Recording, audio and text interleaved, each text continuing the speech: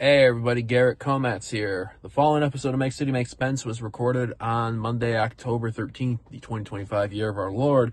This episode is just Sean Spence and Adam Hernandez, and they'll be gathering to talk about Detroit City FC's last two matches, both at Keyworth Stadium. October 4th against North Carolina FC, October 11th against Loudoun United. What those matches mean for where they're currently standing in the race for the playoffs in the Eastern Conference.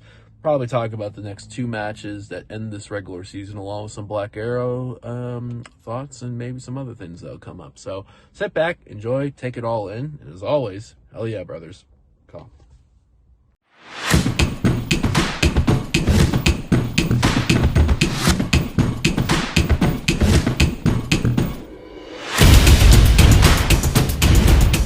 All right, everybody, we are back. Make City Make Spence. I am Adam Hernandez. I am hosting tonight. Garrett's not here, so it's just Sean Spence and myself. I'm not going to go into all the things that Garrett always says, like the Heat Daddy, the Yeah, the the words about. I don't know what he does with that, so that's a Garrett thing. So I'll leave it to him. But we do have the Heat Daddy and the foreman of the pizza mines. That's the one you kept. And the foreman of the pizza mines, Sean Spence. Okay, yeah. Fair How enough. you doing tonight? Hi, I'm well. As I'm sure we'll discuss in great detail, I spent a really some revelatory time with a data visualization tool. And we're going to talk about the city's players, I think, a little bit. But first, I want to tell just the world in general, like more like Adam's the glue here in this thing. I almost have the glue. I'm the guy that just gets the video together. Okay, but you also, like emotionally, I think, are kind of a glue character within the group of of folks that you're working with. Well, here's the unprofessionalism that Adam gets to deal with. We begin recording this evening. Adam does this intro, and I realize, oh wait, I've got to pee really bad. I mean, professionally, of course, you really should assess that before you begin the call, right? But no, I wait until we've talked for 10 minutes and we've actually begun recording for like 90 seconds. And I'm going, oh, wait, hold on. See, I wasn't going to bring that up. So I just want to confess that, the way that you're, let's just roll in here. I wish we did this live sometimes, because that would have been a great live bit. Twitch stream. Hi, welcome to the stream. I gotta pee. I'll be right back. I gotta pee. I'll be right back. And then there's me trying to fill up although I did give you credit though. You did pee fast. I would have hardly had to fill that time with not much something in my age. It's not something you can count on. That's if it comes to you, it comes to you. But sometimes it takes a while. Tonight I was lucky. So well, it's even more impressive, Sean. So but we got some stuff to get to tonight. We're gonna be talking about the last two matches for City, right, because we were off last week. We will look ahead to the upcoming match against Charleston. We will talk about the Black Arrow, which was announced after Saturday's match. But first, Sean, we got to get to something really important here, and it's not something that it's not something that Garrett or myself or even you talked about in our separate chat heading into tonight's episode, but something very, very, very, very important happened today, and it was something that is kind of a staple within American soccer and the ecosystem, and that was the return of Nisa. Did you know that Nisa returned today? And we're not going to spend a whole lot of time on this. Did they fall down and light themselves on fire before the match was over? Yes, kind of. Because what I heard is it's all being played out in Washington Township at the Michigan Star Sports Complex, whatever the fuck they call it. Wow. The first match had to start at 9 a.m. this morning because I guess they had to be done by 5 p.m. today because some youth teams had the reservation booked. But Sean, Listen, Sean, yeah, the best part about all of this, the absolute best part, for as much as things change, the more they stay the same because the first match today, and I'm looking at Dan Creel, who obviously spent all that time covering the last version of Nisa. It would have been like Nisa right. 2.0 or something. Um Tweeted this out earlier today that Modesto City has abandoned the match at halftime because they only showed up with 9 players, and Northern Colorado ended up playing an intra-squad scrimmage instead. Now So is that's this like NoCo 2 I then? no, this is Northern California. This is the hailstorm. Oh, This Northern is Colorado? yes, Really? yes. This Okay. is For this some is reason, I no, thought they were in like League One or something. no, they remember there was like all that drama last year where Oh my God, that's right. yeah, they ended up leaving, but Dude. they were like the Jägermeister Cup winners or something like that. Yeah, yeah. And then they ended up leaving and then going and playing. I don't know. Did they play in like UPSL or something like that? NPSL? I don't know. But they end up in Nisa and they're playing in this tournament in Washington Township. And Man. Modesto City, I guess, did not bring enough players. And it gets even better because Dan Creel, like, just he wasn't really, I guess he was sort of live tweeting this, but Oh, like NISA Nita. Pro Cup commentator, first team from Arkansas to play on a national stage, which I could hardly say that the NISA Pro Cup is a national stage, is the national stage, but With the eyes of the world upon you. but one of the best ones aside from the first match having to be abandoned because the team didn't show up with enough players. Not very good soccer, the NISA Pro Cup. That is amplified as the commentators talk in depth about Detroit pro sports other than soccer. Oh my God.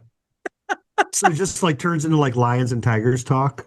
Yeah, that'd be like Neil, doing a city broadcast and then all of a sudden, talking about, yeah. Yeah. Well, the Yeah. Lions lost last night. And did you catch that fight afterwards? Or, the Yeah. Tigers were out in 15 innings to the Seattle Mariners had their season. But yeah, I mean, Man. it's a shit show once again. And it's great. I mean, who would want it any other way? Seriously. I mean, I mean, it's it yeah. Like the fact that that joke keeps repeating itself. I mean, I think is testament to the fundamentally lavish environment that exists right now for grifts and scammery in the United sure. States. Yeah. In any reasonable business environment, the repeated frauds and like betrayals of the people that run that league would just like the league would be gone. But as long as the people running it see a chance to make a buck running it, and they'll just keep running out the same team. It's a little grift for a couple of team owners, and that's really all it is. My Like we found that out when we left the league and kind of were able to look at the incorporation documents and go, oh, okay, we were never running this. Like, I mean, we were running it because they needed us and they were scared to upset us, but the actual corporate power was held behind some shells that we didn't know about. my Um, question, Sean, is Modesto City only showed up with 9 players, yeah, but they how do you abandoned the match at halftime. great. Like, Like, why did you travel from Central California to play 45 minutes of football? Like, my God, you're tired? Okay, well, we spent 20 grand to get you here. they Like, had get your ass out there and play. We're gonna find two 15-year-olds from town to like fill it out. So you don't feel sad. Good Lord. oh my God. Yeah, it's great though. I mean, Yeah. Hey, it's Lisa, well, I like mean, you could tell that I mean, this isn't a sanctioned operation though, right? Because no way that they let any team start with 9 players. I mean, right. that doesn't seem possible. Right. It's kind of glorified youth football. It's like, well, we came all this way, might as well play, right? I Yeah. guess. Yeah, okay. But exactly. Like, how can you can't be tabulating this? Like, here it is, the beginning of your professional journey. You and your eight teammates. What? Yeah, we can't pay two more guys. What the hell? Yeah, it's wild. Anyways, though, I guess we should move on. Well, Um, let's talk about Detroit City. let's talk about Detroit City. We're gonna do the highs and we're gonna do the lows once again because that seems like what a lot of this season has been comprised of. It's been comprised of some highs and it's been comprised of some lows. I And mean, I, the the fumbling of this four-game homestand to finish the season has been pretty fucking epic. Um,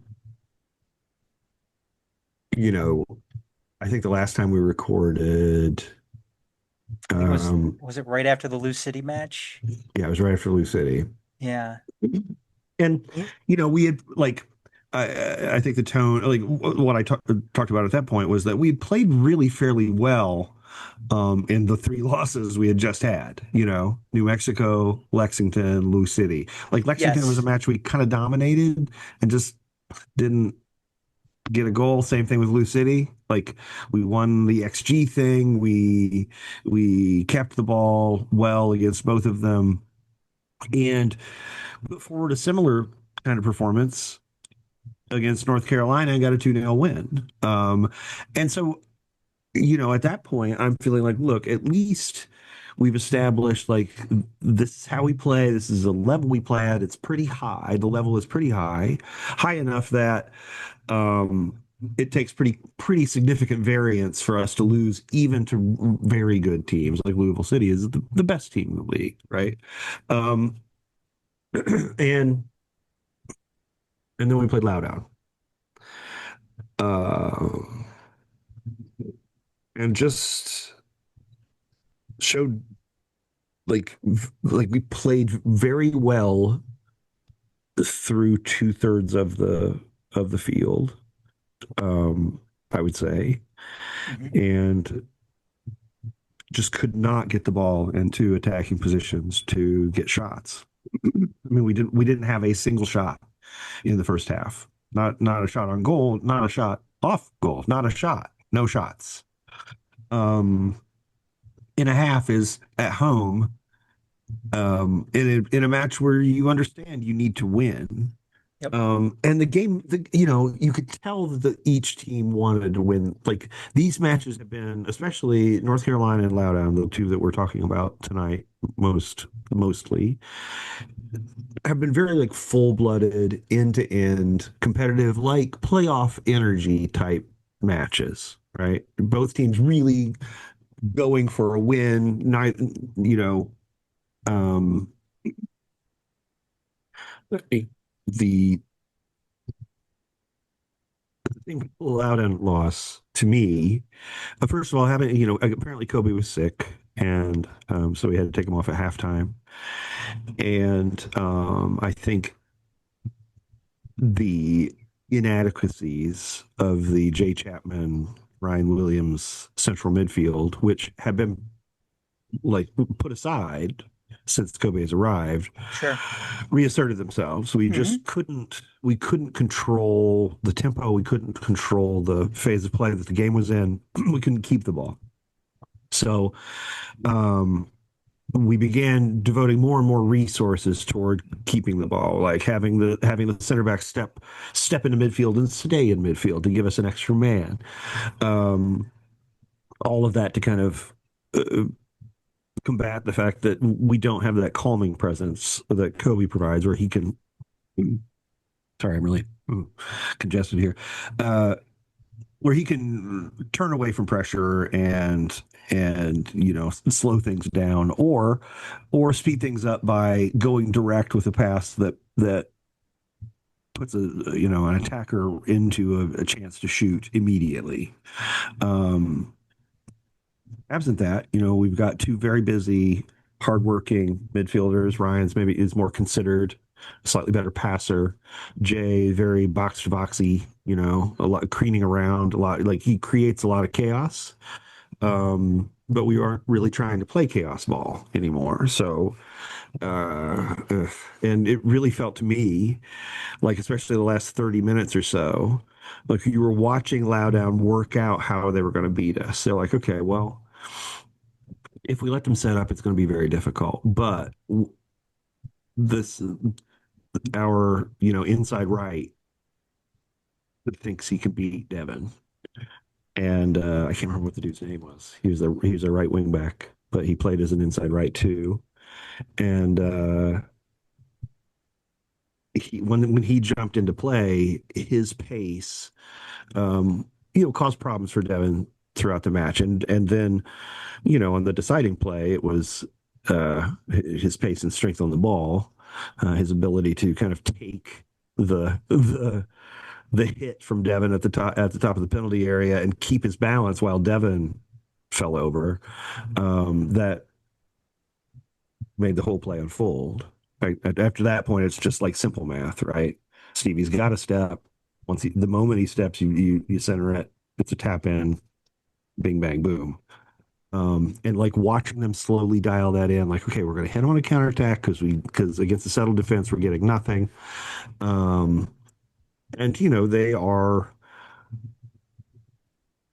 Loudoun. It seems to me this season went with a kind of their game model involves having players that are smart and who work things out for themselves over the course of the match. Now, obviously, the everybody's helping, but the players have to be like actively involved in the process for it to really work. And it felt to me like they were doing that process and we were just trying to do more of the same stuff. We weren't really thinking through the kind of ways they were shutting us off and finding ways to undo that specifically. You know what I mean? Yeah, absolutely. I mean, it just seemed like we were recycling the same formats, we were recycling the same plays, Yeah. which resulted in this, which happened to result in the same, outcomes. Being a team that looks decent, looks good on the back line, but unable to generate anything in that final third. And I asked Danny that after the match, Saturday, about um, being able to, being unable to do anything in that final third. And he mentioned he was going to be blunt with the guys afterwards, which again, you have 2 games left. So I could assume you're going to be blunt at this point in the season. Right. I would hope you're But blunt. yeah, but it's just been something. This has been, for as much as, you know, having a solid back line, a solid defense, which is good to see that City has kind of regained this, over the course of the past well, really since well, there was that hiccup in New Mexico, but they've really looked good on a consistent basis for Really, some since I time think now. since Hartford, Yeah, since Hartford. since we got Absolutely. because And we that had and all the ball and they got the goals and looked like they could just really kind of knife us anytime they wanted to. yeah, Since and that then, was we've been pretty good. yeah, it's been consistent. So it's good to see that. But for as much as, a solid defense has been part of City's culture on the pitch, being unable to score goals, generate offense, do anything, within that final 18 has also been part of City's on the pitch culture as well. Yeah, I think you know this is obviously a knee-jerk reaction that I'm having because I'm upset that the club discarded my friend. But I think it does carry a little bit of like my eyebrow raises when I see the club sinking right back into the same problems they've had since we've joined this league. Hmm. And the problems with the offense, basically, that I think were, quietly the reason why Trevor was moved upstairs. The thought of being like, okay, well, he's good at assessing talent, but he doesn't give them the magic thoughts they need uh, to score goals. And we brought Danny in, and the magic thoughts have once again abandoned us. So um, I don't know. It suggests that I mean, I've been thinking about this a lot, right? Like where are we in terms of, like, we are in danger of falling out of the playoffs at this point, you know? Now it's not a huge danger. We do have an advantage over, we have the head to head over Indy 11. Um, and Tampa Bay are not looking great. Not anymore. Not anymore. So yeah, they did just get the shit absolutely kicked out of them. Yeah, Um, by Rhode Island. by Rhode Island. Um, but we are like, I think we're in eighth, and we are like, you could see a world where we lose the next two matches and just finish ninth, That's maybe even 10th if the Rowdies win two and leapfrog us. I think they're only five back. Um, like, you could see that happening. And in that situation, when the goal at the beginning of the season, the stated goal was to go one better than just hosting a playoff match, but actually win one, right? mhm. Um, into a situation where you're one of the very few teams who does not even make the postseason. Like, that has to be a catastrophic failure. It has to be graded as a catastrophic failure. In a in a in Um, a in a conference where there's 12 teams and 8 teams make the postseason. right. You're in the bottom third. You're in the Yes. bottom, you know, you're the 33rd percentile. Yep. Like, thumbs up.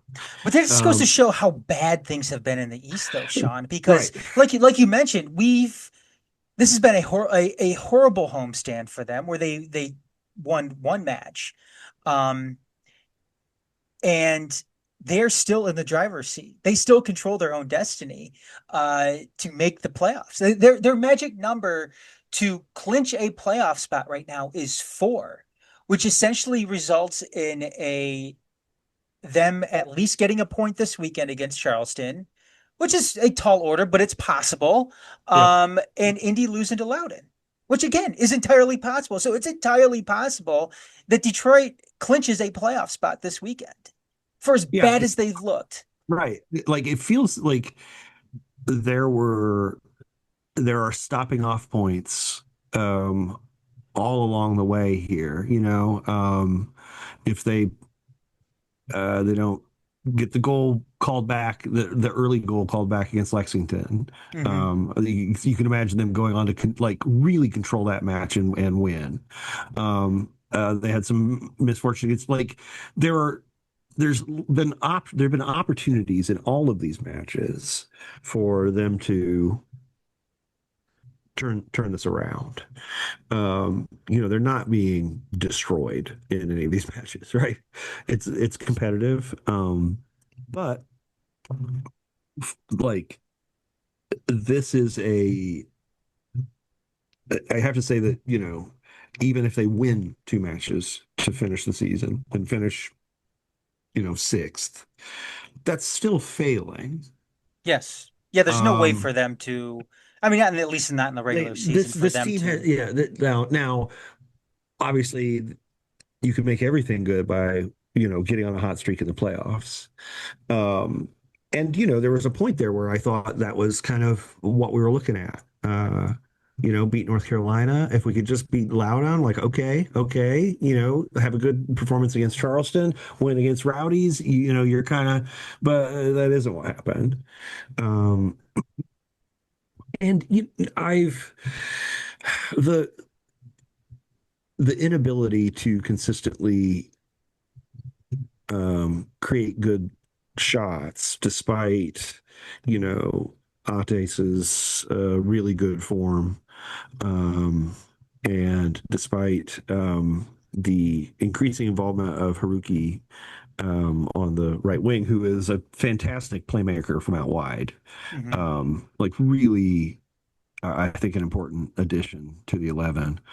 Um, the uh, this is where I'm going to start talking about the data visualization tool because I've been looking sort of for answers and I've stumbled on this thing now. Americansocceranalysis.com is a place that was founded, I think, by John Space Mueller, who is now kind of a giant in the data world, in soccer data, and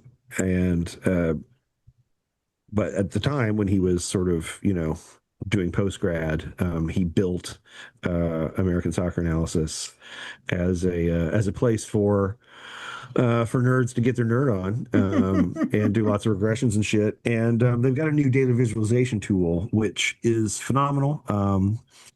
And I spent some time kind of digging into City's players. And this is where I'm going to just derail for just a second to say that um, we have had a Black Arrow winner announced, sort of stealthily, sort of a slow roll. I don't know, like a soft launch of Michael Bryant as the Black Arrow winner. But the data visualization tool, using the 2025 data for Michael, is very impressive. Like he scores highly in basically every area. He wins a lot of duels, both in the air and on the ground. He contributes significant what they call on ball value, carrying the ball forward, which is also true to a lesser extent of Devin on the left. Um, and doesn't turn the ball over a ton. Has a couple of goals. So he's got some shots in there, and he's had an impressive season. Now, I will say that the fact that the season he's having, we're considering impressive enough to walk away with the award. I think that explains why they're really leaning heavily on the work he's done in the community, in the announcement, because it's not like like when Maxi won last year, where it's like, okay, well, this is our best player, we built the team around him, duh, it's not like that this year. I think that's kind of what you get though when you leave it up to a fan vote. I mean, Was it 100% fan vote? Is that what they did this year? Is it just like this is what the fans say? I mean, is that mostly what it in is that though? case, he might be like. I thought they had uh, like the player. There's a player vote and a fan vote, Well, didn't but they maybe do not. that before? Didn't they do that last year? Didn't they have like a players They did like the players player award? of the year. Yeah. I don't think they did that this year. No. Yeah. Well, I Uh, think. Um. Yeah. I don't know. Yeah, and There was then well, it's because when they announced it, they that was why they were like they were like players player of the year was it Connor? I thought Um. last year, wait, who won it last year? Was it I don't remember. Maxie won the Black Arrow last year? Right. Was it Devin that won it one year? Like, did Devin win it? I don't Maybe it was remember. Devin. Dude, I don't remember. Yeah, I don't remember either. It's all blurring together. Look, Um, City didn't even post the Black Arrow winner until like I think this morning or something. And right. I think it's like I mean, the um they haven't replaced Jarrett and it shows. it And kind of like reminds me, like it it kind just of reminds me of a couple years ago when Connor won. And like I said, I think Connor's a like I've said it before, Connor has a place in this league.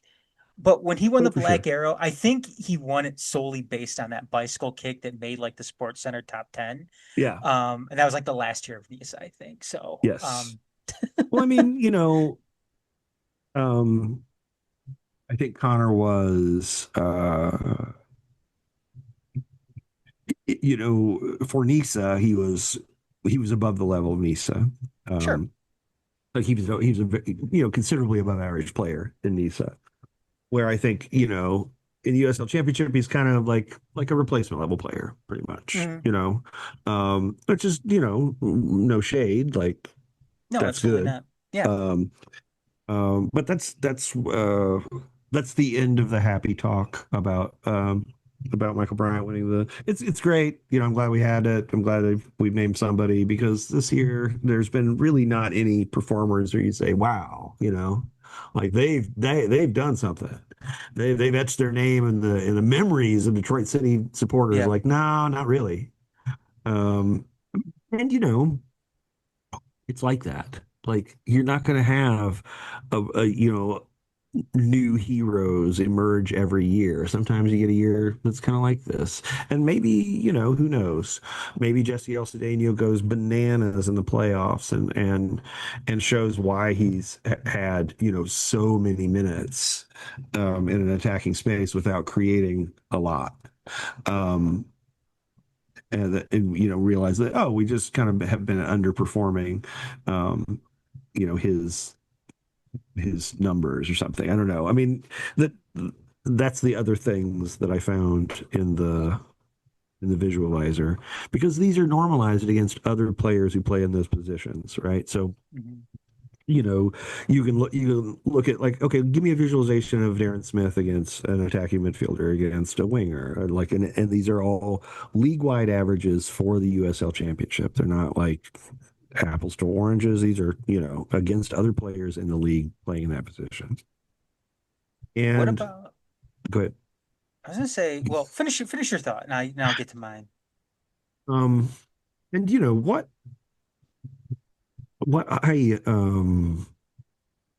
what struck me about, like, Darren's numbers especially, is that by the data, if he isn't scoring or assisting, he is not doing much to contribute to the success of the team. Full stop. um, he doesn't set up shots for anybody else much. He doesn't get off a huge number of shots for, as a person who doesn't contribute to the passing web or do provide many defensive pressures. He doesn't also provide a plus number of shots from his position. He doesn't create his own and get off a shot. The structure has to create a situation that he can exploit for, is, kind of how you interpret that data. Um, So but this so, kind of this is explains his, kind of the fall off mid-season, that right. big fall off mid-season. I think that, you know, the league got the message that, like, look, you absolutely um have to mark him. Like, you have to be studious in marking him, because if you let him just wander around, he will find a gap and get at you. But if you mark him, he's not going to blow your mind. Mhm. As long as you're in the right spot, he's probably going to just bang a shot off your shins, and that's that. Um, the what was I going to say? Oh, the other one is Jesse L. Because Jesse L, like he puts himself about, and now his defensive numbers aren't terrible. They're average. Um, but he does not. He loses the ball a lot. He doesn't set up consistently. Doesn't move the ball into attacking spaces at anything like the rate that you would expect at that position for a starter at that position.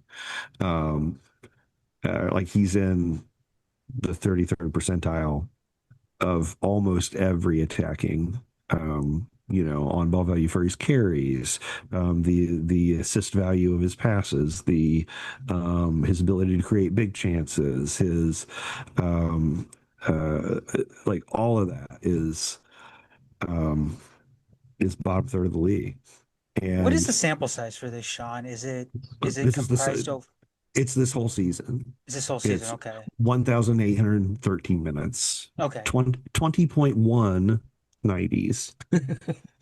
So And I then mean, against a data pool of, all of the, um, attacking midfielders in the league and all the minutes put up by the attacking midfielders and then the amount of threat, presented during an average minute or whatever, like there's kind of average numbers for all these things. And it just, imputes his numbers and then compares it to the percent, yeah, as a percentile of the range within the league. And it's not good. were Um, you able to run because it's interesting because when you look at a guy like Jesse O, because it seemed like he was initially a guy that was brought over from Oakland because he could be a guy that could create chances. He could be a right. creator, which is something that was um needed, especially what was it? It was last season after oh my God, who was the guy that went back home? Oh, the Irish dude, Ali Coop. Yeah. Ali Coot. After, Ali Coot went back to Europe. We needed a playmaker, and that could have been Jesse L. And who knows? But this could be very, very I reminiscent mean, of yeah, the type of season this has been in general. right. Um, I mean, to me, like it looked like we brought over Jesse Allen kind of a kick the tires scenario. I yeah. think he was loaned to us. At some point, we made it formal and we signed him to a new deal. Right, that Hmm. like he became ours. Um, and pursuant to that, I suppose, is why he's got 1,800 minutes in an attacking space and and has one assist. Where ordinarily you'd be like, bro, you're just like we are struggling to create chances, and you are in a creation position. Like you're the you're the non-ball striking inside forward, which means you're probably the playmaker, right? Hmm. Because the way we line up now, you got Darren, and then you got Ates kind of slashing in from the left, becoming this, looking to run on to create his own or become the second striker in situations where Jesse L's, got the ball. Um, and you got one assist in 2090s. Like it's just not good enough, man. It's not good enough. And uh that the decision to keep giving him 90s in that position. I mean, partly it's probably just injuries, right? I mean, Reese Hmm. is out, Connor's out, um, Ben's out. There's not that many attackers left. Yeah, Um, you got a lot of injuries up top.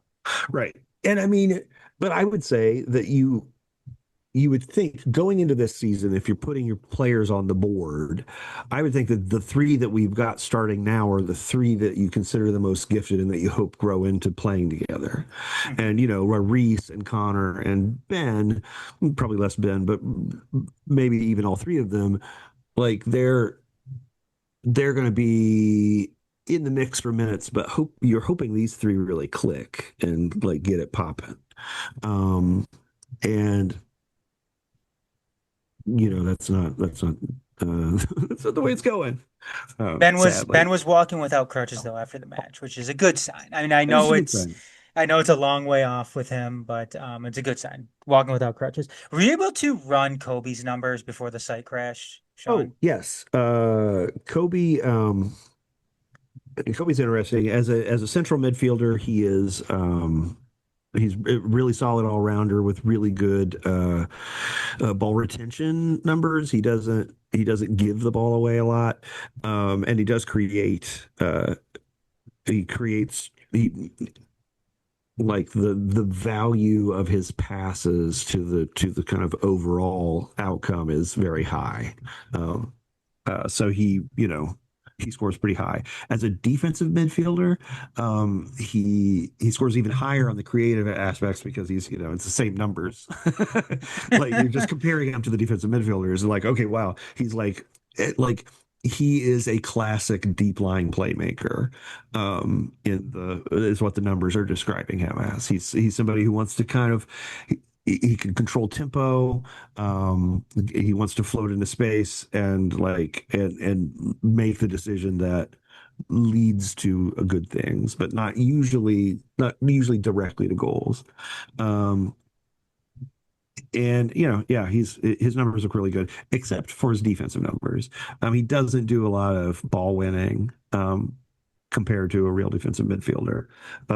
So I Is that think that okay though? Is that okay yeah, given the I type totally think of so. I mean, yeah, I think that's the compromise that they've come up with. Ryan's the sure. best ball winner on the side, so so he's I don't know if you like he really has kind of shaped his game around what he's being asked to do.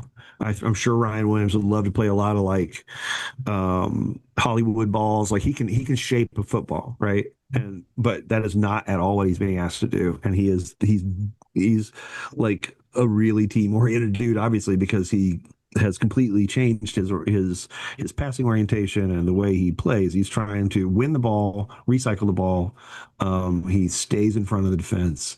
He doesn't roam around as much as we've seen him do previously, which I think was kind of his natural thing. And it's like, frankly, like I don't have anything bad to say about Ryan Williams. Like he's come in here and like done a job, and I just wish he weren't 34. Because I'd love to keep him around for a couple more years, but I don't know how much he's going to how much more of this he's going to want. All those families here though. I guess that's true. His family's here. But I'm glad you mentioned that stuff about Kobe. I'm glad There's the the whole numbers. there's the whole fascist thing. It's kind of a little rough on the whole, uh, um, Yeah, recruitment. foreigners coming over and being able to stay and um Yeah, but I'm glad you mentioned I'm glad you brought up I'm glad the numbers with Kobe check out because the more I think about it, Sean, in terms of the Black Arrow, in terms of what that award is supposed to represent, which is an MVP award, not a popularity award or a vibe award. It's an MVP award. Even though he came in mid-season, I'm kind of leaning towards Kobe as being my Black Arrow. yeah. I Um, mean, I think he is the linchpin of the project going forward if they're being serious. because I don't Because, think, and yeah, I I mean, if don't, if I'm his agent, I'm like, like I want some fucking money, bitch. This kid yeah. can play. And City isn't in a position right now where their magic number is 4 to clinch a postseason spot with 2 to play if Kobe Hernandez Foster doesn't come to Detroit City when he did. I Right. think things get really ugly. We kind of saw that too. You mentioned it, Sean, that when Kobe had to leave because he was sick, we saw how that game ended up turning out. And again, that's no disrespect to Jay Chapman or anything like that, but I mean, Jay had some moments when he came on. He's just not he's not a just not player you want in that situation. yeah, like I think if you like I can see situations where Jay would be really useful if say you're like a 4-3-3 team and you've got two good like possession midfielders. You need somebody who's going to like really crash the box and kind of shake things up and like kind of put himself around for 65 minutes and then hit the bench. That's where Jay I think would be useful. I Sure. imagine that's kind of the role they envisioned for him a little bit, Mhm. but then it turned out that he and Ryan like together just we were getting like couldn't handle the press. And again, that's no disrespect to Like any no of these disrespect, players it's because just like it is it's what it just the is. way Like it, yeah, it's just the way right, that works out. I mean, right, not every player is going to gel together or work out together. That's why, you have I don't multiple think players. yeah, That's why depth right. is a factor on a team. And it's not like,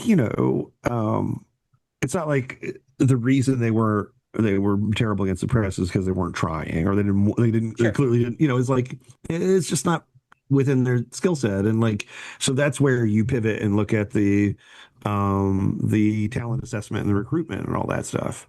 Um, and that conversation would have been complicated if they hadn't sacked Trevor, because it would have been like, well, okay, who's Watt's guy? And but at this point, they're all Danny's guys, right?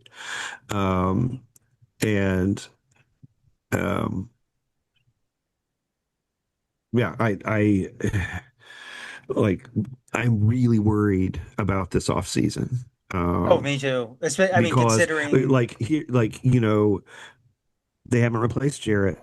They just don't replace. They haven't replaced. Like, they don't replace people. They don't have a next up ready.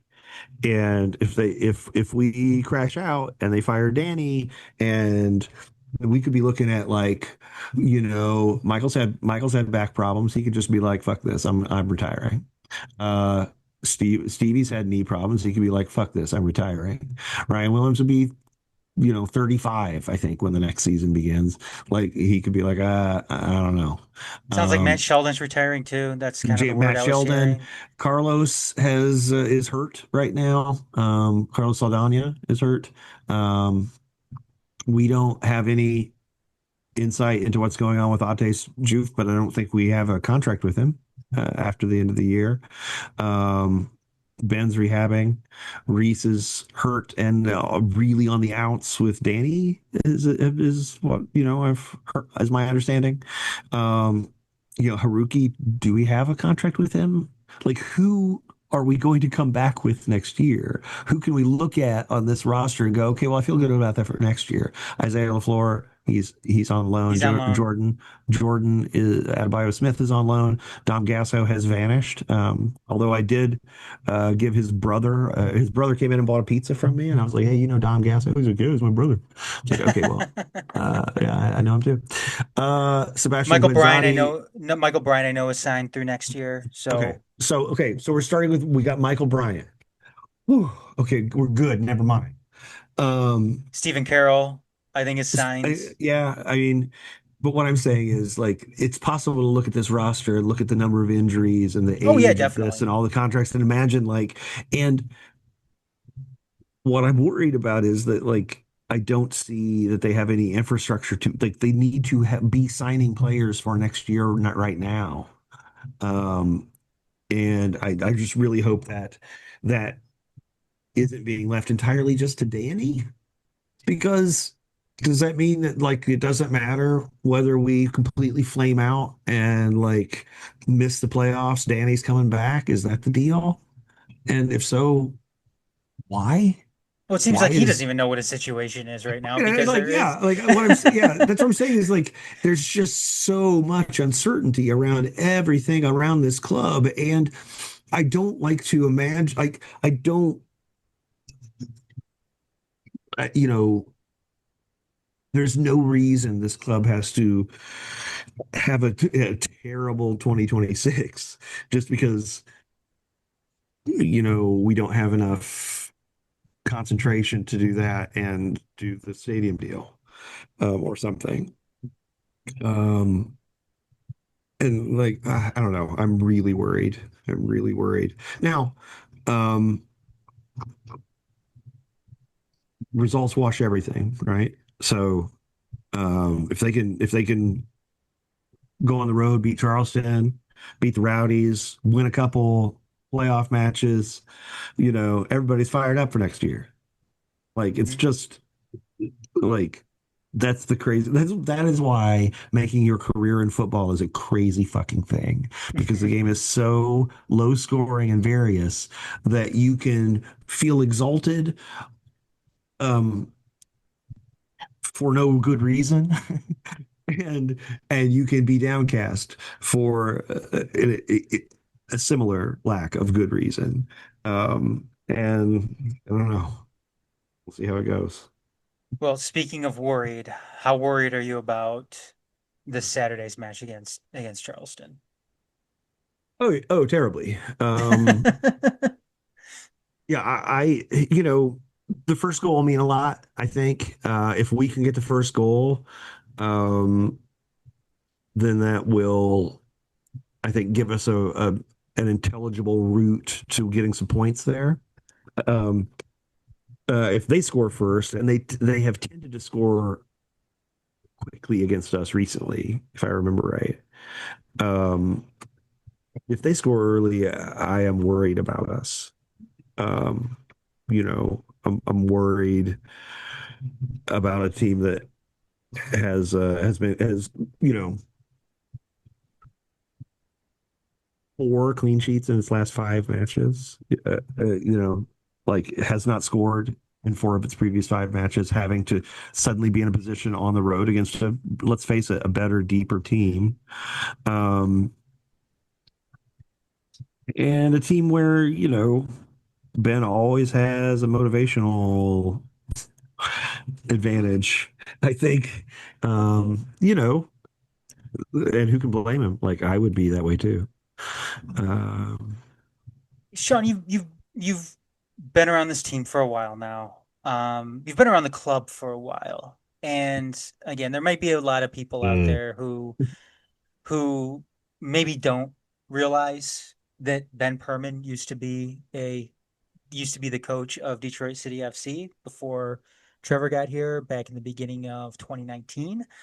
Um, how much is does Ben still employ a very similar game plan with Charleston that he did with City, do you think? Does it um, is it a similar? I mean, obviously there's a lot of differences, obviously with the players, because okay, then it was amateur, now it's right, professional, right. and Charleston is one of the best teams in USL Championship right now. But what are there still a lot of similarities that you see with I Charleston would. and how Ben Okay, does things I think now this is a that really interesting question. So I'm gonna try to answer it. and I'm just throwing this at you because we didn't As discuss this at all before right, the show. right.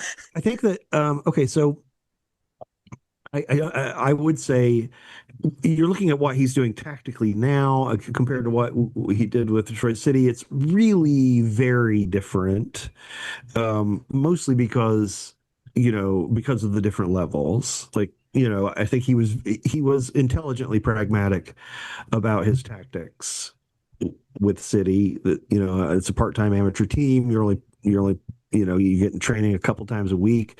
Like you can't do anything very complicated. Um, where now Charleston, and earlier when he was with Memphis, you have seen his tactical ideas grow, I think, and I think he's one of the better American grown managers working right now, and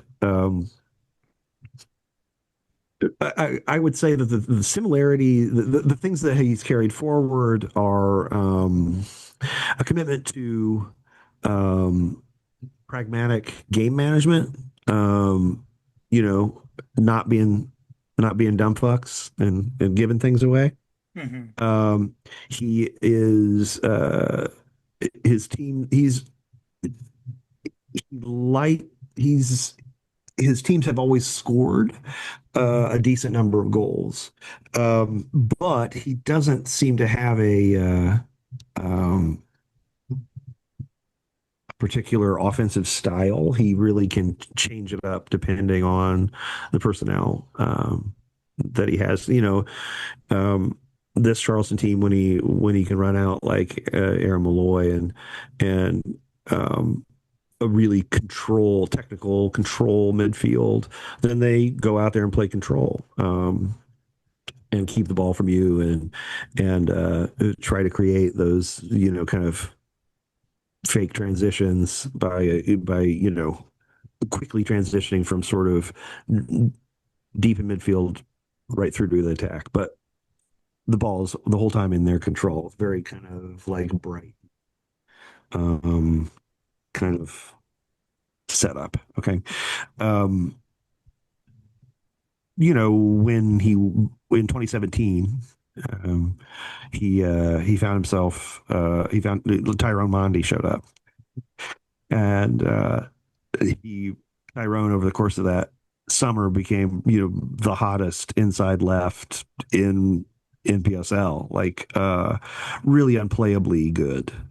And so that was a transition team that played pretty much directly to Tyrone Monty. And we got to the national semifinals with that. Um, uh, I think that was a team that could have won it all. Um, Missed and opportunities. close, yeah. And I think that was Steve was on that team. Um, and so, uh, Are you a little surprised that Ben is still just coaching a USL championship team? I mean, the guy's 40 years old, so he's right there in kind of that sweet spot age when it comes to what, these new professional teams are looking for. They're kind of looking for that young, um, talented, yeah, I think kind of, young minds, fresh ideas, type of head coach who, I have a feeling that Ben, well, okay, I don't know exactly. I want to say that, but I have a feeling that Ben is the kind of guy who understands that the the vibe of success is incredibly important um, to continue being to continue your managerial career moving upward, right? And he's getting a lot of success at Charleston, and I think he would probably be a little bit leery, um, given, like, say, let's say, the kind of opportunities he's going to be afforded at this point in, say, MLS. Um, because there's a huge bias against American coaches, right? There really is. Worldwide, we're just viewed as like this is an opportunity to shit on Americans that Americans can't do anything about, and that's fair enough. Like, okay, yeah, we probably don't know what we're doing compared to you. Cool. Um, but what that means for a guy like Ben is that he's going to have to prove himself 3 or 4 times before he gets a shot, like in Mexico, say, or um, uh, somewhere in England. So he's gonna stay in the continental United States probably for his career, just unless things break incredibly well for him, or we're talking 25 years down the road when he's Ange Postecoglou.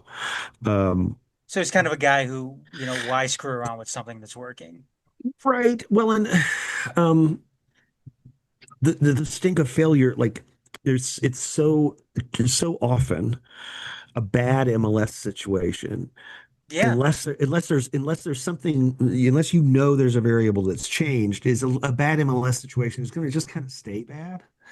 Um, and because it's usually there's some mismanagement or inattention from the money, and you've got embedded, like, as a manager, you don't have the scope to change a front office like personality. You know what I mean? Um, Not really. So, um, you're going to go in there and you're going to get some players, and, like, unless you really think like you're going to just, you've got some X's and O's shit that, like, is next level. Um, it's really likely that you're going to get in there and get kind of a crappy misfitted roster, and spend all season getting your face kicked in and get dismissed the next time the owner pays attention, right? And I mean, your old team that used to cover Chicago Fire. I mean, this is like I think they're in a playoff spot now, and that's like the yeah, first time in yeah, oh my God, I'm like cycling back right now. It's been a 2008 long time. maybe. Well, it was when I think it was when I was still covering them a little bit. When was it? 2012 is when they last made the playoffs, it looks Oh like. shit, is it seriously? I thought, no, I thought they made it with what's his ass, the German. Um, I'm not seeing it, Sean. Maybe 2012. Mm.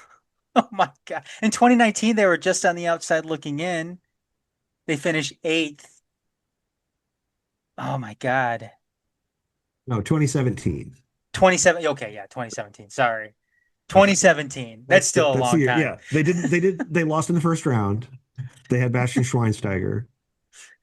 And yeah, that was the year that I spent trying to hand the hot time off to various people. Like, please run this. I don't want to do this anymore. Please.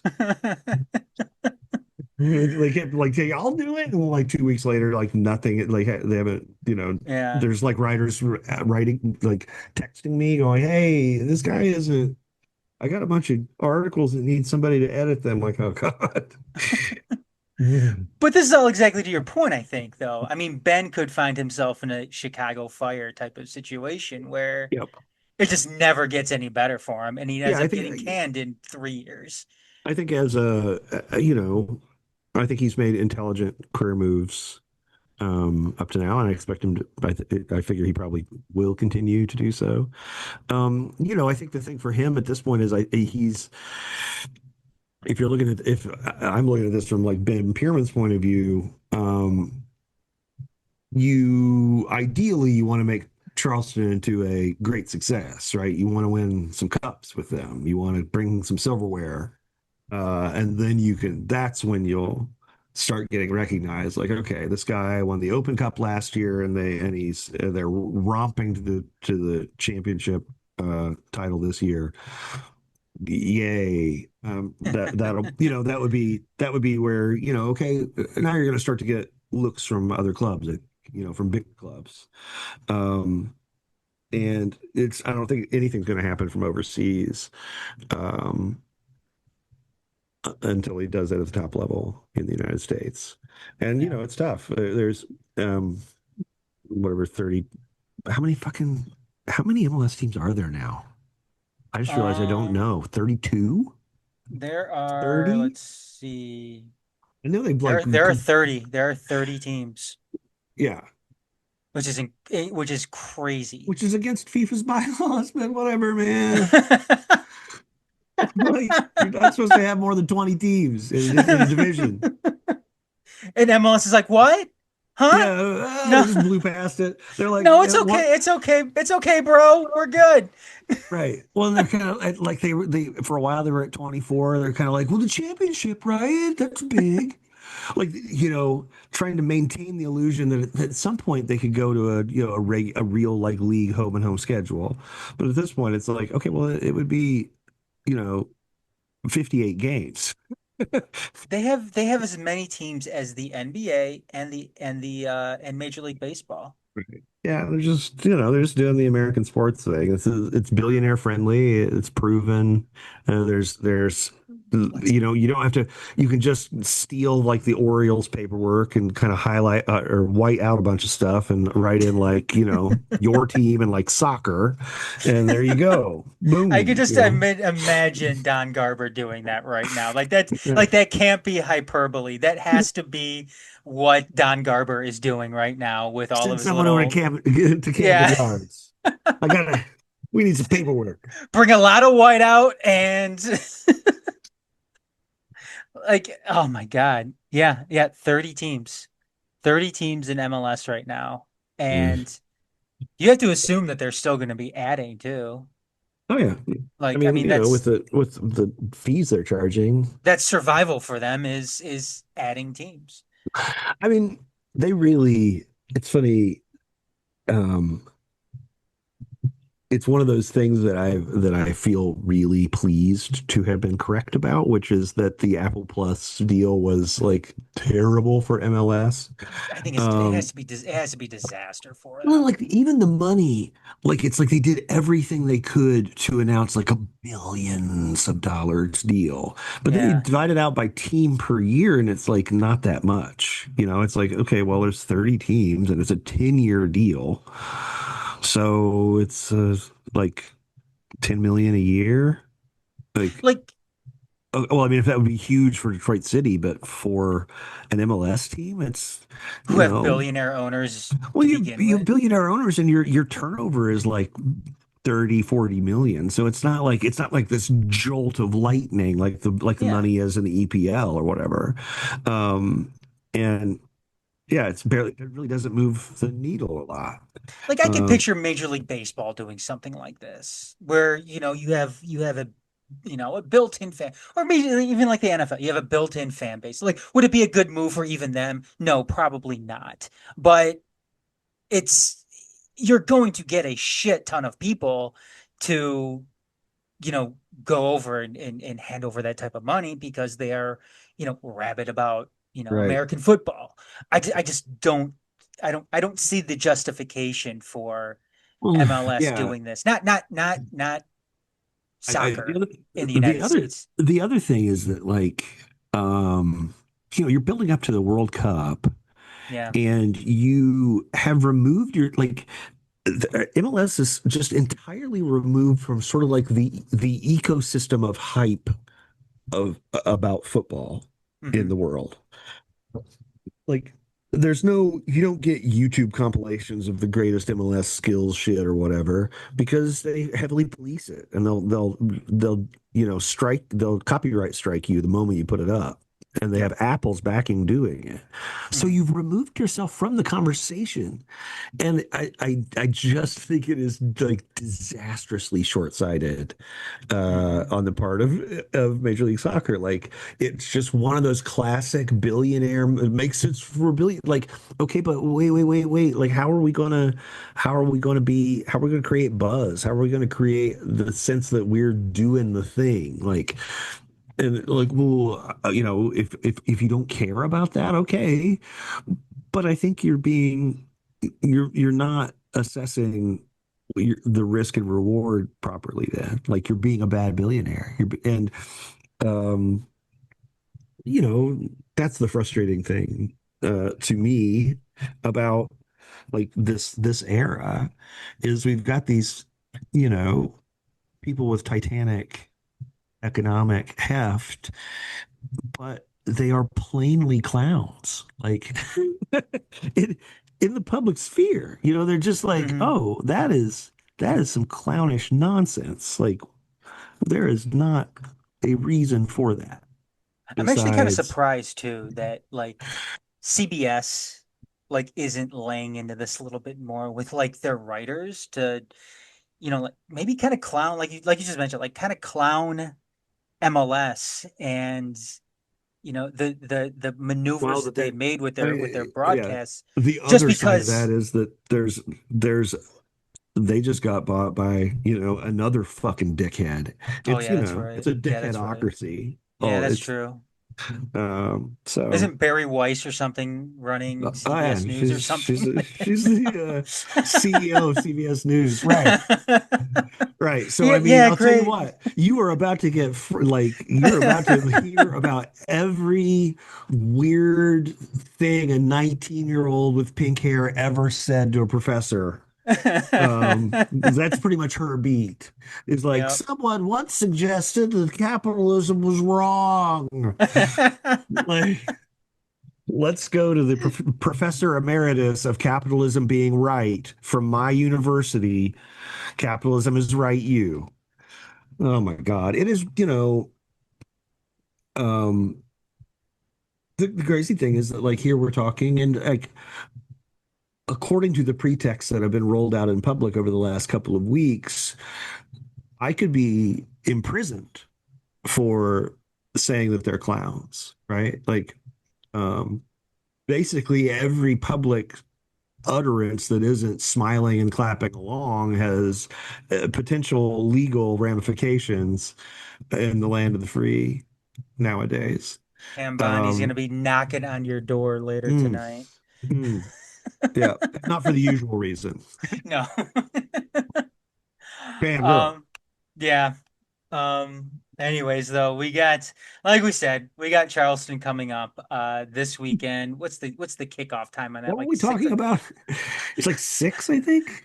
I think it's like 6 o'clock. 6 o'clock. Um, really a must-win game for City. Well, you need to get at least 1 point, and Indy needs to lose against Loudoun. Charleston has 3 games left. Not that it matters to City a whole lot, just because City's not Who going has to. 3 games left? Charleston? Charleston still has 3 games left. They've got Do they City have coming one up this rained week. out or something? Must have, yeah, because they've got their last one is October 25th, home match against Birmingham Legion. Um, Well, so they but might be rotating. could be, Although yeah. you know, I think they're completely locked into their position. I Yeah, don't yeah, so they're at 58 points right now. They're not catching loose. City, who's at 69, and then Hartford, which is crazy to think Hartford has a 3 spot right now, is behind them with 44. So, there's still a lot of position. It's still pretty wide open in the East.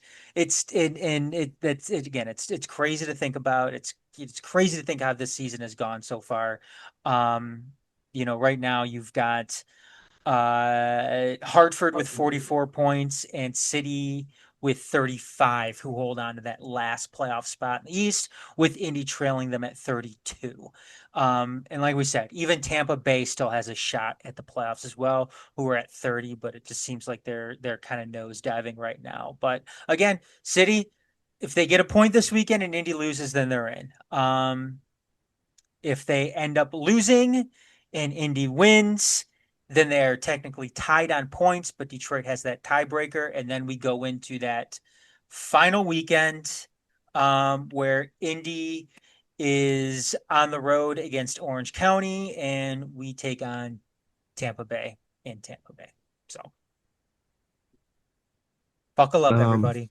yeah, I really hope whatever happens over the next couple matches that we hear about a sporting director Yes, before the that's end of the season because um you know there's a lot of work to be done, and if we wait, it's clear that we don't have extraordinary resources for the league. We're fine. We're in the middle of the pack, let's say. But that means that we can't be laggardly in our dealings. Like we have to be sharp and ready to offer deals to players before someone with more money gets in there and says, "Hey, what's it going to take?" And we're entering that zone right now, or we have entered that zone you have to be as ready for of anything, Sean, as because you have as to of be. July 1st. You can sign, like, players are signing deals behind the Mhm. agreeing to deals behind the scenes. And um yeah, it does not seem like a really promising recruiting environment where you No. haven't hired a sporting director. You got rid of the sweet old guy and left the kind of mad dude who's supposed to help you score goals, and he's just being mad and not scoring goals. And, like, what is going on, guys? Like, hello, this is rough. But it's possible that some of the perception of drift is down to the fact that they just haven't replaced the guy who's supposed to tell us what's happening. We don't have there's no sports information director. There's no apparatus to say, okay, here's who's hurt, and we think this is going well, and we are in contract negotiations with all of the players who are not under blah blah blah. Like, just a statement like that would Yeah. be a little feather smoothing at this point. Like, please, just reassure us that you aren't shitting the bed here. You Um, know. yeah, definitely. Anyways, though, Sean, tell us where people could send you their cat pics. Please send all cat pics to me, Sean Spence at Shield Chafing, which is SEYLDSEEAFING, at Gmail, on Twitter, on Blue Sky, on Instagram. Uh, You have an Instagram? I do. I think it actually says. I think it's Sean Spence. It's whatever my Oh, Facebook thing was. But I have yeah. I have Instagram.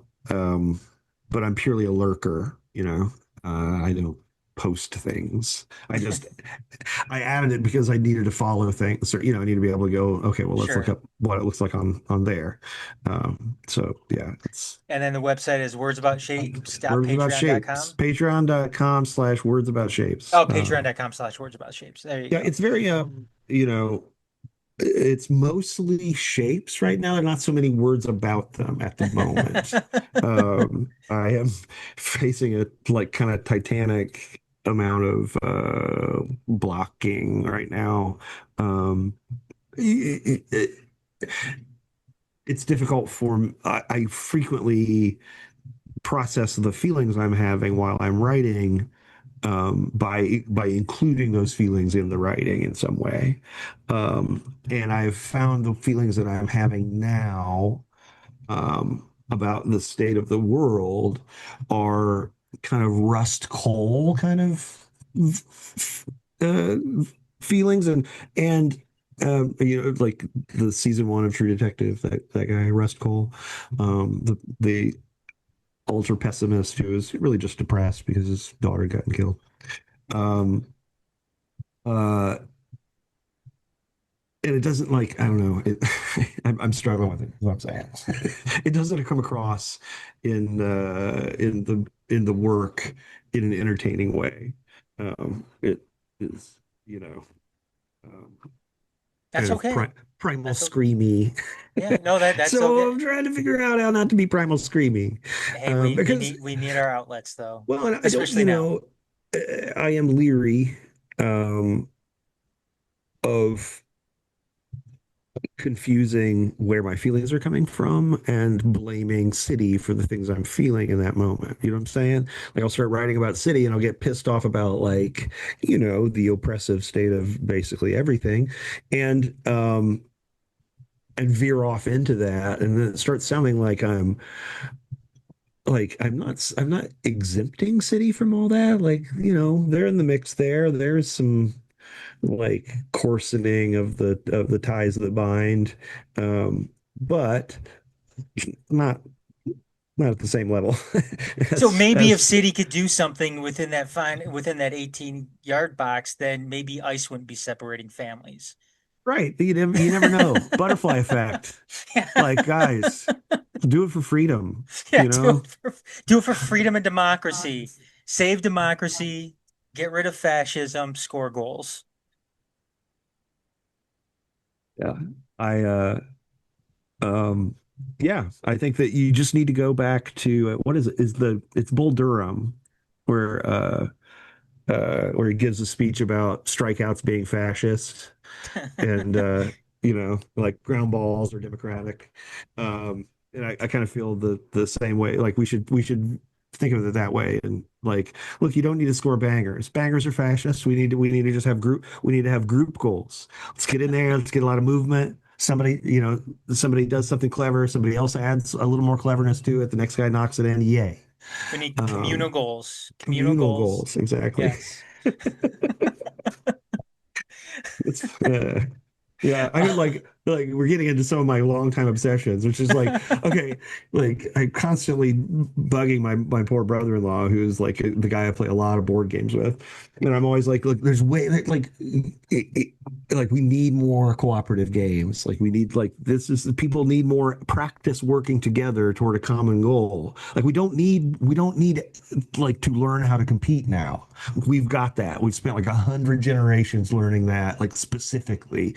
Let's chill on that for a second and actually learn to, like, get along and make things that work and last, and, like, you know do something besides, like, move fast and break things. Like, slow down and build things is what Yeah. I'm trying to propose here. And so this is one of my, but it usually comes out in terms of board games where I'm like, I'd rather play something cooperative. I think it's just important. And they're like, okay, sure, bro. um I'm sorry. Sorry I'm this No, way.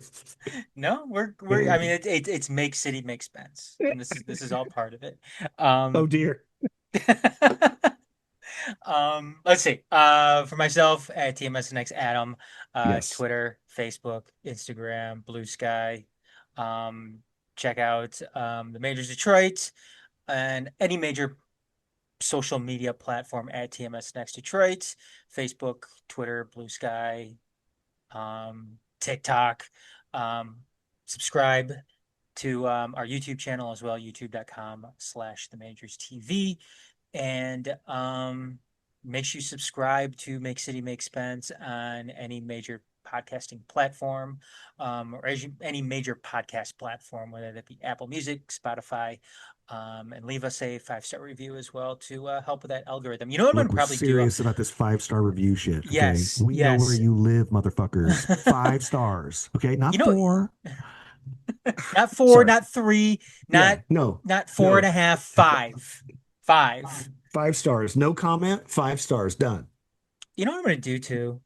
Since Garrett likes recording these videos like before and shit like that, I think I might just have them record like a video of like where they could find us, so we don't have to say it after every episode. We'll I just, think that would be tremendous. yeah, we just pop it over to Garrett, and he will say it in the very end. So Yeah, I am because personally, I hate promoting anything I've done. I hate it. I feel weird about it. I want it to be like a magical thing people find in the forest or something. I know that doesn't actually work. Okay, I understand that doesn't actually work. I know that I'm being irrational, so I force myself to do it. But if we could do it once and I not have to do it again, that would be really good for me.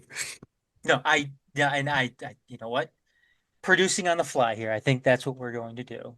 Garrett, if you're listening right now, which I'm gonna I'm gonna go the Spence angle on this. Maybe I won't actually tell him. Maybe I'll just hope he listens to it and he'll just do it. So no, I'll tell him. I'll tell him. Be like, Garrett, can you please do a recording so we don't have to say all that dumb shit at the end about where you can find us. So anyways. Sean, Okay, anything cool. else tonight? I mean, I hope that we can pull it together. I hope that we can make the playoffs and make a run. But looking at the data stuff that I looked at in the last couple of days, I am a little pessimistic now. It's like, Yeah. I mean, Charleston has maybe 3 players playing in Jesse L's position with better numbers than Jesse L. It's like, yeah, it's gonna be rough. Like, I mean, but every day is a new day, right? I'm with you, Sean. Go out and win some matches. I'm with you. I don't think anything good really comes from missing the playoffs. I don't think we're in a situation where, you hurt your draft position if you make the playoffs just to get, railroaded by Lou City in the first round. That's not a factor. Is it a pure draw now?